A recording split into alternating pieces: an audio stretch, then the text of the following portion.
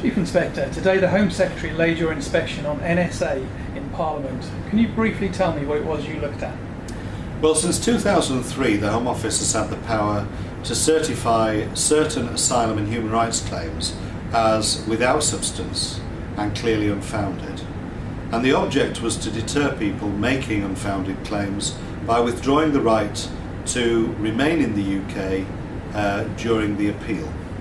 So it's referred to as a non-suspensive appeal because an appeal against refusal can only be brought after the person has left the UK. Obviously, removing an in-country right of appeal is a significant step, and incorrect use of this power can potentially result in people being sent back to countries where they face ill treatment.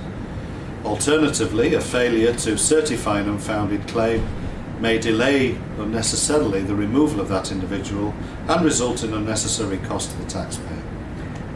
Thank you. So what were your main findings in this inspection?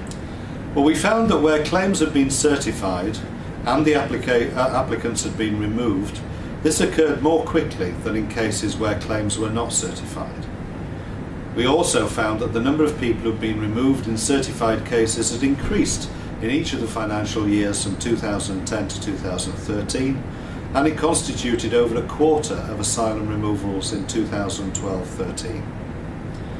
We found that both staff and managers were aware of the significant consequences for applicants if their claims were incorrectly certified and removed, and they were removed as a consequence.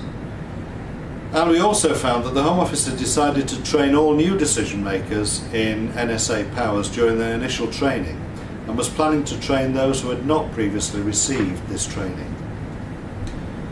In 40% of the sample of cases we looked at, where the Home Office had refused the application from a person who was entitled to reside in a designated state, we could find no evidence that the Home Office had considered certification. The Home Office may also certify claims from applicants who do not come from a designated state, if they're satisfied that the claim is unfounded. But we consider that this power was not being used as often as it could have been.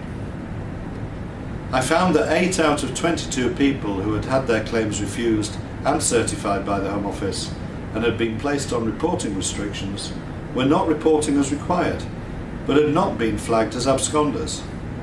So this information could have been used to identify those people who had failed to comply with reporting, and that might have led to removal action. The Home Office was unable to supply us with reliable data to show the number and outcome of judicial reviews.